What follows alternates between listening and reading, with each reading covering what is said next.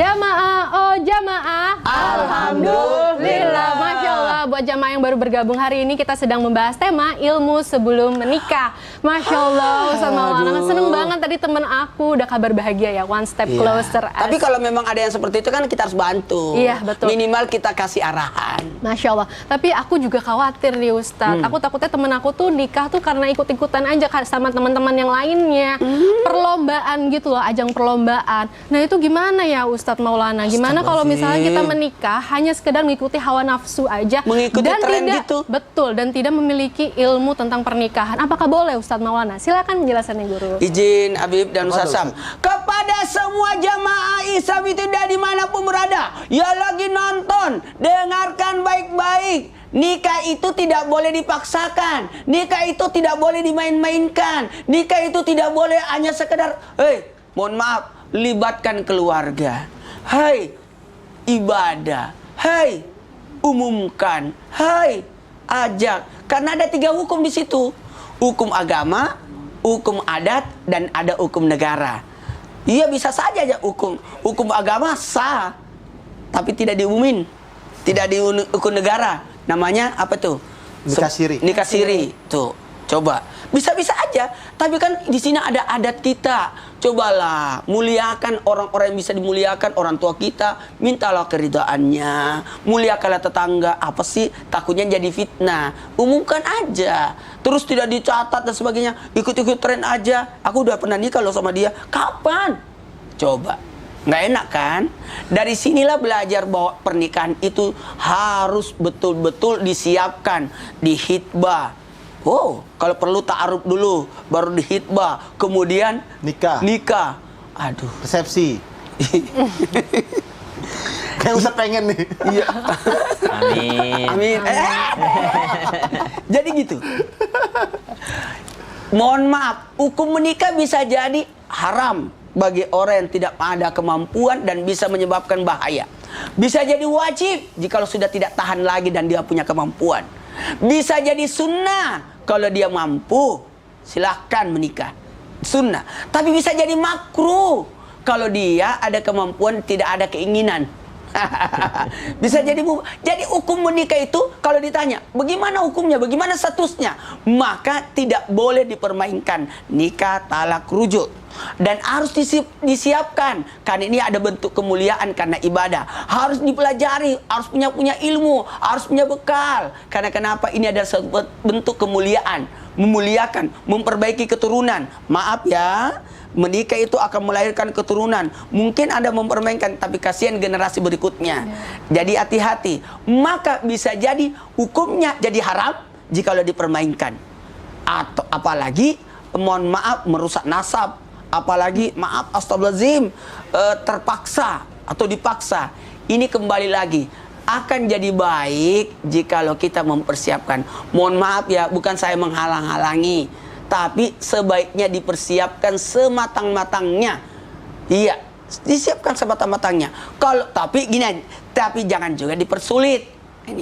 Itulah. Jadi nikah itu mudah. Nikah itu murah. Iya kan? Berapa tuh bayarnya itu? Sasam masih ingat gak? Bayar KUA. Nggak tahu, Ustaz. Diurusin. Saya agak mahal saya. Waduh. Melanggar. Kok melanggar? Pencatatan negara karena saya menikahnya di Bekasi, Ustaz. Saya kan Maros KTP-nya. Oh. Jadi urusannya panjang. Curhat ya? Iya, Ustaz. Jadi gitu. Jadi boleh kalau Islam syariat apa? Cuma 5 syarat ya kan? Iya. Rukunnya cuma 5. Mudah banget. 10.000 juga jadi, Sat.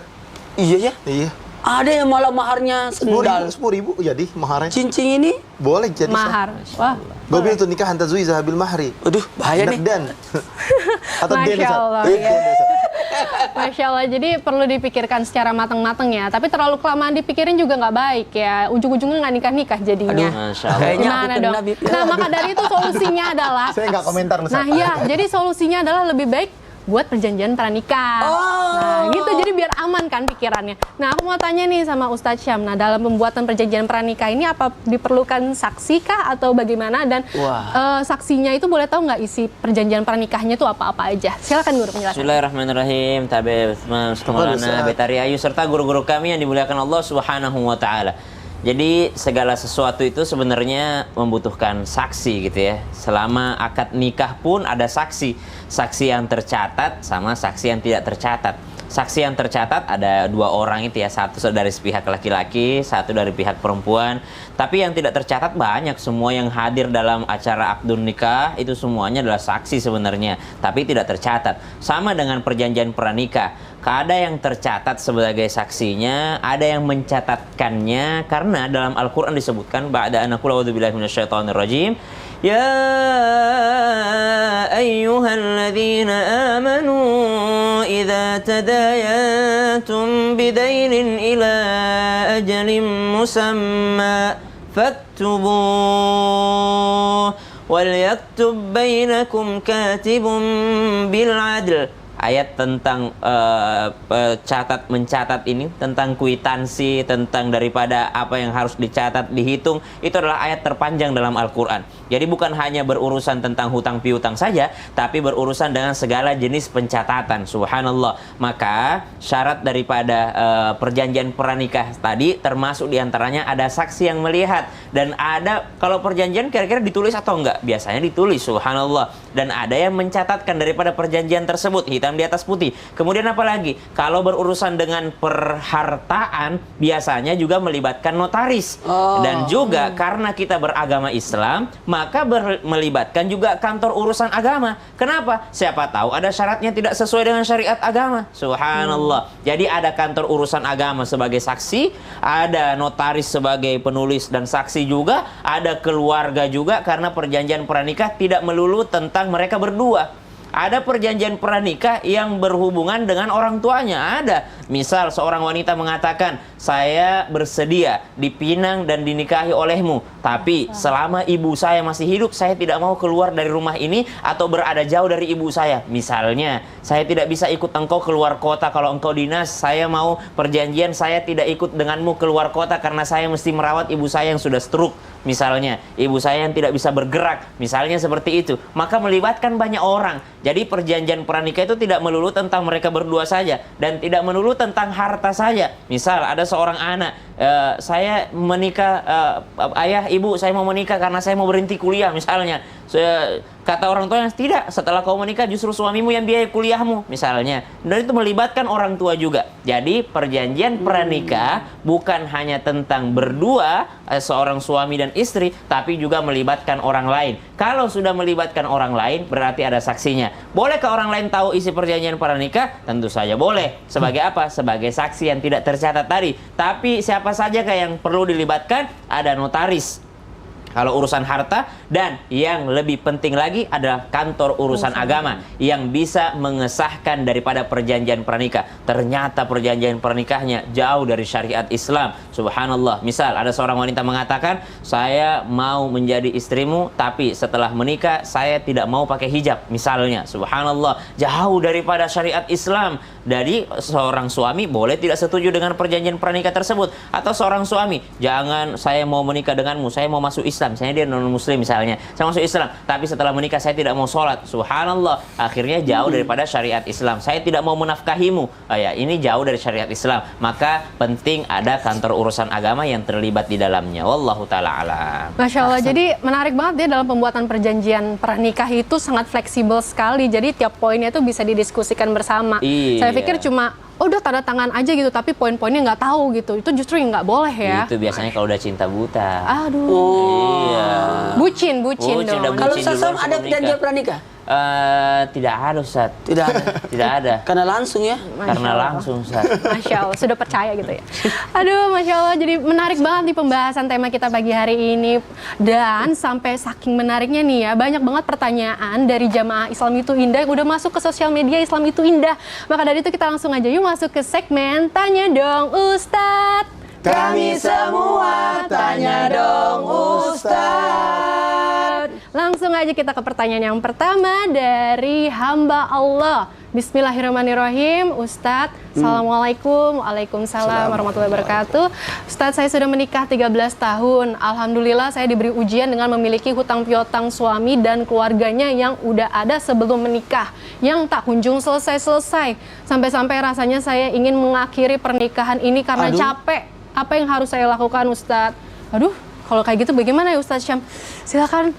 Baik. Solusinya nih, silakan Ustadz Syam. Bismillahirrahmanirrahim. Berarti kalau hutang piutang tersebut adalah hutang suami dan itu adalah sebelum menikah, berarti tidak ada sangkut pautnya sang istri. Tidak ada sangkut paut dari sang istri hanya support aja. Misal dalam pernikahan ternyata istrinya penghasilannya jauh lebih banyak, maka sang istri boleh membantu. Itu adalah bernilai yang sangat besar sedekahnya. Karena sedekah kepada keluarga itu 100.000 kali lipat lebih besar, subhanallah. Maka kalau dikatakan, bolehkah saya berkeinginan untuk mengakhiri pernikahan? Kalau yang namanya manusia, ada nafsu, ada keinginan, itu wajar-wajar saja. Misal terjebak dalam sebuah rumah tangga yang ternyata toxic relationship misalnya, atau toxic marriage gitu ya, ada tidak bagus dalam pernikahannya, silahkan berkeinginan, tapi sebisa mungkin mencegahnya. Ya, ada keinginan pengen pisah aja tapi nggak jadi lagi, pengen pisah rasanya nggak jadi lagi, pengen pisah rasanya nggak jadi lagi, itu adalah lebih baik. Tapi kalau sudah terjadi kezaliman, misalnya ada penagih hutang datang ke rumah, udah ngancem membunuh, misalnya membunuh, mana suamimu, membunuh dia ya, akhirnya sang istri tidak kuat dengan hal tersebut karena sudah terancam nyawanya juga, maka kita juga tidak bisa menghalangi untuk yang namanya dari mau perpisahan ataupun mau menyelamatkan dirinya, menyelamatkan nyawanya, menyelamatkan anak-anaknya, silahkan. Tapi kami tidak menyarankan untuk yang namanya perpisahan selama masih bisa diperbaiki. Yang jelas bukan menjadi tanggungan istri, karena pasti ada yang mewakili di situ sang suami sebelum menikah kan, hutang piutangnya berarti orang lain di situ, bukan istrinya. Misal kalau tidak bisa dihubungi, hubungi yang ini, hubungi yang ini, hubungi yang ini. Maka subhanallah, masalah hutang piutang ini memang adalah satu masalah yang luar biasa, karena Nabi SAW juga tidak mau solati seorang syahid jikalau masih ada hutang piutangnya. Maka ingatkan suami sebagai orang terdekatnya, ingatkan suami untuk segera berusaha untuk melunasi hutangnya, tahu prioritasnya yang mana. Karena ada orang sebenarnya bisa melunasi hutang, tapi dia tidak tahu prioritasnya yang mana. Dia malah memilih untuk menikmati hidupnya, mumpung masih hidup segala macam, akhirnya lupa untuk membayarkan hutangnya. Wallahu ta'ala alam. Masya Allah, jadi tugas kita sebagai istri, orang terdekat itu hanya sekadar mengingatkan saja. Ya. Masya Allah, terima kasih Ustaz. Dan perlu diperjelas juga bahwa saya tidak ada sangkut pautnya dengan hutang tersebut. Gitu. Ya, Masya Allah, terima kasih Ustaz Syam penjelasannya. Langsung ke pertanyaan selanjutnya dari hamba Allah. Assalamualaikum warahmatullahi wabarakatuh, Ustadz dan Ustazah. Apakah pernikahan yang dilakukan karena terpaksa seperti hamil di luar nikah untuk memastikan siapa orang tua bayinya, atau desakan keluarga itu boleh? Masya Allah. Duh, Habib, punten Habib. Iya, Habib aja ngeri ini Habib pertanyaannya. Dalam, apakah pernikahan, kalau pernikahan yang terpaksa gitu, Karena itu hamil di luar nikah. Gini, ada dalam syariat agama. Oh, diri ya. Ustaz Maulana. Lebih semangat. Nah, ini pertanyaannya udah semangat. Bismillah. Betari, bismillahirrahmanirrahim. Allahumma sholli ala Muhammad wa ala Muhammad. Di dalam kitab Baizuri dijelaskan at-taradin. Menikah itu dengan keridhaannya, dengan keinginannya, dengan kerelaannya, dan juga mukhtar dengan kemauannya. Ya kan? Saya kasih contoh dulu simpel. Ada orang yang berzina, dia berzina, ketangkep polisi atau ketangkep satpam atau pos kamling atau keamanan, dia ketangkep, ya kan? Udah, kita nikahin aja, ya kan? Nah, di sini pernikahannya apakah sah dalam syariat agama? Maka pernikahannya tidak sah. Karena apa? Kalau dia tidak redha dengan pernikahan tersebut, dia tidak menginginkan pernikahan tersebut, zina ya tetap dia berdosa. Wa taqrabu zina innahu kana fahishatan. Dia berdosa, dia menggunakan dia menggunakan dirinya dan jiwanya untuk melakukan perbuatan zina, itu dia berdosa kepada Allah Subhanahu wa taala. Masalah pernikahan berbeda dengan zina. Zina tetap zina dan ada hukum syariat agama terhadap zina tersebut. Karena zina adalah dosa besar. Dan pernikahan dia dinikahkan, udah deh, karena udah ketangkap, panggil aja orang tuanya atau panggil aja keluarganya, kita nikahkan di sini. Dalam syariat nih, misalkan contoh, si A ketangkap, saya nggak mau nikah sama dia, saya dipaksa. Apakah bisa menggugurkan pernikahan tersebut? Ya, gugur. Karena dalam kitab Baizuri, mazhab Imam Syafi'i harus taradin, dia harus ridha dan mukhtar, dia ikhlas, dia kemauannya tanpa ada paksaan di dalamnya. Itu yang pertama. Yang kedua, apakah pernikahan yang dilakukan karena terpaksa, hamil di luar nikah, untuk memastikan siapa orang tua bayi itu atau desakan dari keluarganya itu diperbolehkan? Nah, kalau misalkan seandainya ada seorang yang hamil, Nih kembali lagi nih. Ya. Ada orang yang hamil. Laki-laki ini masih ragu, apakah ini adalah saya atau bukan? Ya kan? Karena apa? Karena mungkin dia bandel, ya kan? Kita tahu dia kebiasaannya adalah ganti sana, ganti sini. Dia nggak mau nih, dia nggak ridho. Ada kalimat lagi tuh, at-taradin. Saya nggak ridho nikah dengan dia. Saya nggak mau dinikahkan dengannya. Saya nggak mau begini. Dalam syariat agama dijelaskan bahwasanya dia memperbolehkan atau diperbolehkan untuk tidak menikahinya. Karena apa? Karena dia tidak ridho. Oleh karena itu, wala taqrabu zina, jangan dekati zina. Zina merusak dirimu, zina menghancurkan dirimu, dan yang rugi adalah perempuan. Wahai orang tua dimanapun berada, janganlah kalian bangga terhadap keluarga kalian ketika diajak oleh laki-laki lain untuk mendatangi anak kalian. Si itu datang, ya kan? Siapa tuh? Ya, misalkan si itu datang, si A, siapa dia Sebut ganteng saja. banget, ya kan? Nggak enak Dia banget bawa berdiri mobil, ya kan? Dia bawa mobil, Ya. dan dia orang kaya raya, ya kan? Maka akhirnya orang tuanya bilang, udah nggak apa-apa deh, mau jalan dulu sebentar ke bioskop misalkan. Orang tuanya ngizinin. Dan juga ada orang tua yang bilang, kamu kemana aja sih? Punya pacar juga enggak? Ya kan? Allah. Ini berarti orang tuanya membiarkan anaknya untuk berzina. Ada orang tua, udah nggak jadi masalah kamu pergi. Pulangnya jangan lupa bawa martabak. Atau selalu oleh-oleh. begitu tuh. Murah banget. Terjadi di murah kota-kota banget. besar. Nah, dia berarti orang tuanya itu membiarkan anaknya berzina. Membiarkan anaknya untuk melakukan perbuatan yang tidak diridhoi oleh Allah Subhanahu wa taala. Kehancuran. Orang tuanya berdosa. Kan dijelaskan di dalam Al-Quran, Gu anfusakum wa ahlikum nara. Jagalah dirimu dan keluargamu dari api nerakanya Allah Subhanahu wa taala. Dirimu dan keluargamu. Berarti apa? Mesti dijaga. Anak perempuan kalian berzina, berarti orang tua yang siap-siap diseret dalam nerakanya Allah. Astagfirullahaladzim. Anaknya selamat dari perzinahan, dinikahkan dengan yang hak, ya kan, nikahin sama seorang yang baik, orang yang soleh, yang bertakwa kepada Allah, melihat anaknya bahagia, punya anak perempuan 1, 2, 3, bahkan 3 anak perempuannya. aku 3. Berarti kalau 3-3 yang menjaga dia nggak berzina, maka niscaya masuk surga lewat pintu mana aja bebas. Amin ya Allah. Jadi siapapun orang tua yang bisa menjaga anak perempuannya dan dia tidak berzina, pilih surga pintu mana aja. Masya Allah. Masya Allah. Kalau anak perempuannya berapa? 3. 3 juga. Sama. Kita sama. Waduh. Ustaz anaknya berapa? 3, 4. 1 laki-laki, 3 perempuan. Saya 5, banyakan saya berarti. Masya Allah. Ada lagi saya. Ayo, jangan Udah patah di semangat. Singapura, mau ke London. Jangan patah semangat, Ustaz. Saya cuma di Masya Makassar. Masya Allah, Masya Allah. Ini pembahasannya sangat-sangat besar sekali ya. Aku jadi bingung, pusing. Aduh. Gimana ini ya? Aduh. Gimana apanya? Betari. Gimana Betari ini ya? Gimana ini ya? Betari. Salah ya? Oh, salah ya? Goyang Sat, ya? sat, sat, jangan ikutin orang, Sat. Itu ada istrinya, Sat. Suaminya salah. Ya. Ada istrinya, Aduh, gimana suaminya. ini? Jangan Tapi ikutin. kan ini kan host kita. Kita masih syuting, dia muter-muter. Gini aja, jamaah yang dimuliakan oleh Allah, jangan kemana-mana ya.